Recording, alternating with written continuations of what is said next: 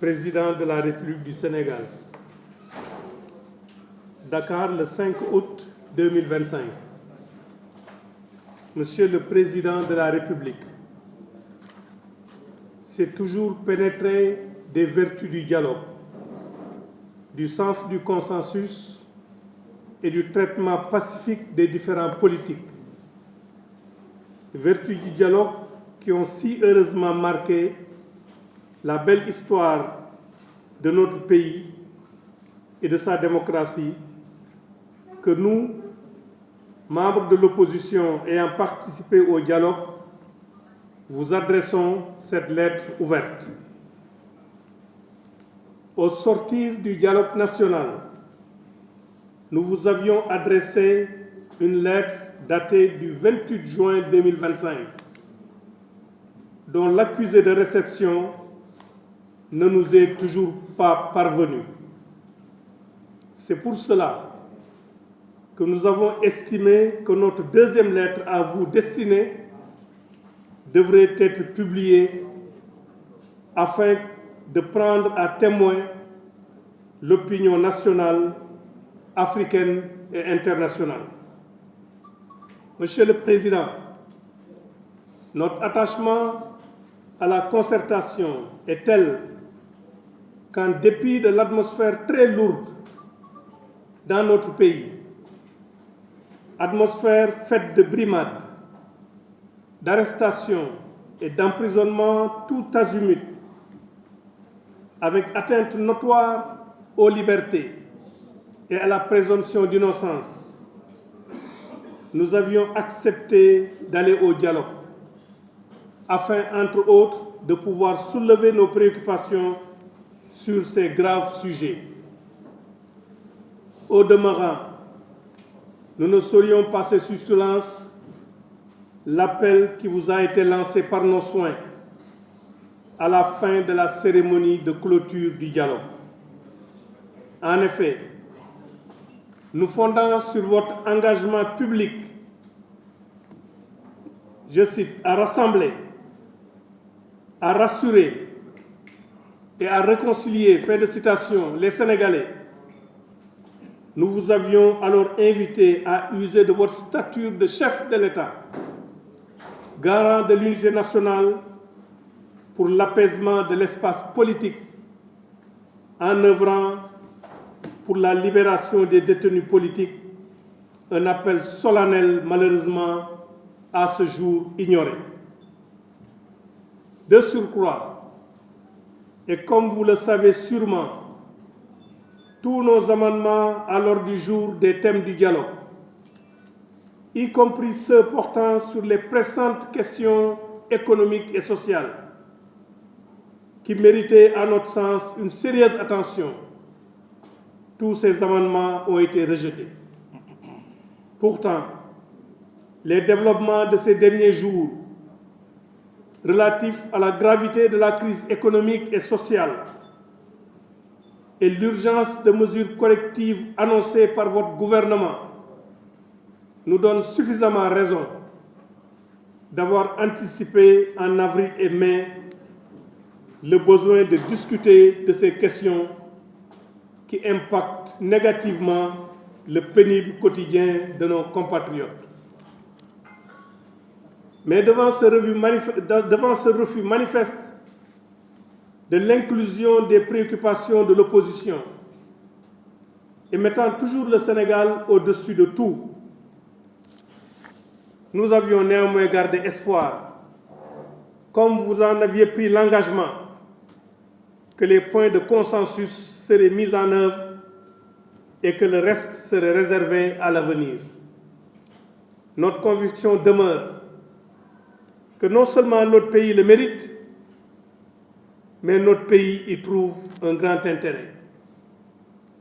C'est donc avec une très grande surprise que nous avons d'abord noté la remise d'un rapport forcément inachevé et absolument non consensuel au chef de l'État par un groupe non représentatif des principales composantes du dialogue national.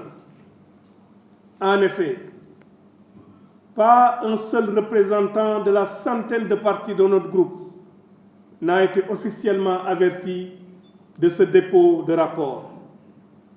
Par ailleurs, il nous semble essentiel d'indiquer que l'importante commission démocratie, liberté et droits humains, dont le faible niveau de consensus obtenu traduit un échec incontestable rapporté aux objectifs de consensus les plus larges possibles que vous aviez assignés aux acteurs et aux travaux du dialogue. Cette importante commission devrait détourner à elle seule de la précipitation avec laquelle ce rapport vous a été remis. En effet, comment peut-on aller devant le président de la République et lui soumettre si peu de consensus trouvé sur des questions qui affectent le plus la vie et le progrès démocratique de la nation? Les auteurs d'une telle démarche ont brûlé l'étape de concertation complémentaire visant à renforcer les consensus pour les habiller d'une certaine respectabilité. Outre les 26% entre guillemets de consensus, ceux qui se sont présentés à vous de façon sectaire et non inclusive savent qu'il était convenu entre les acteurs de considérer certaines conclusions comme étant provisoires et devant faire l'objet d'échanges pour des formulations consensuelles définitives avant de vous les soumettre. En procédant comme ils l'ont fait, ils contraignent toute l'opposition et beaucoup d'organisations de la société civile, les organisations de femmes en particulier, à rejeter catégoriquement ce rapport, ne pouvant les engager.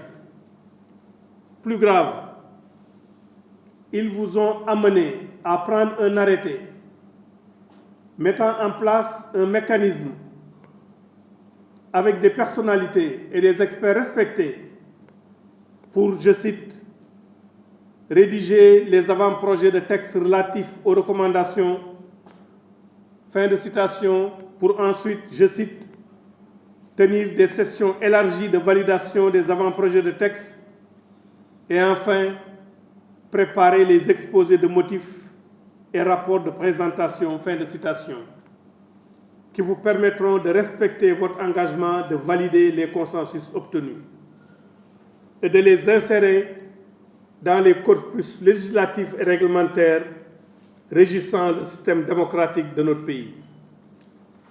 Monsieur le Président de la République, vous conviendrez aisément avec nous que tel n'était pas l'objectif principal du dialogue.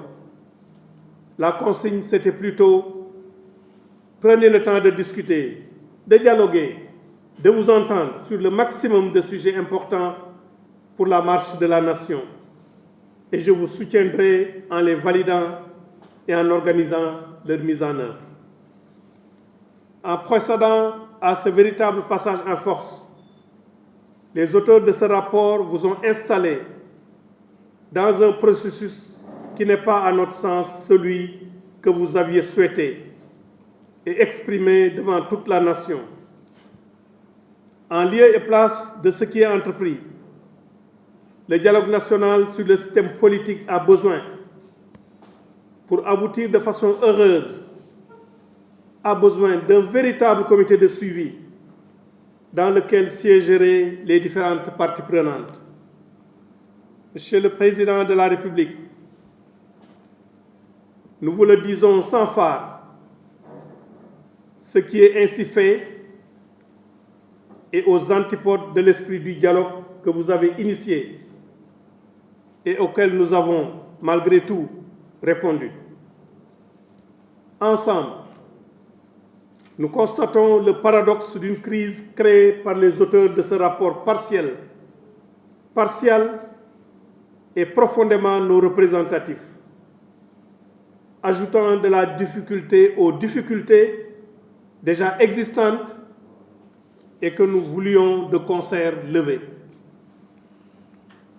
Si ce biais n'était pas rectifié, et quelle que soit notre profonde conviction que nous avions absolument raison de participer à ce dialogue national, nous serions au regret de ne pouvoir endosser ce rapport et les recommandations qui en sont issues.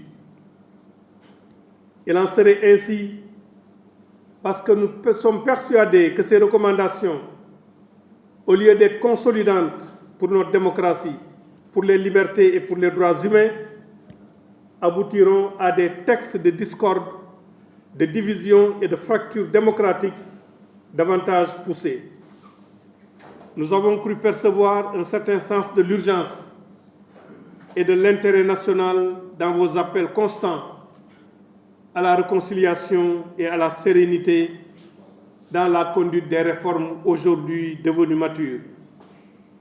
Voilà pourquoi nous ne désespérons pas qu'avec vous, qu'avec nous, vous œuvrerez pour un Sénégal meilleur, pour tous ses fils, pour un Sénégal toujours exemplaire en Afrique. Merci pour votre attention. C'était la lecture de la lettre ouverte.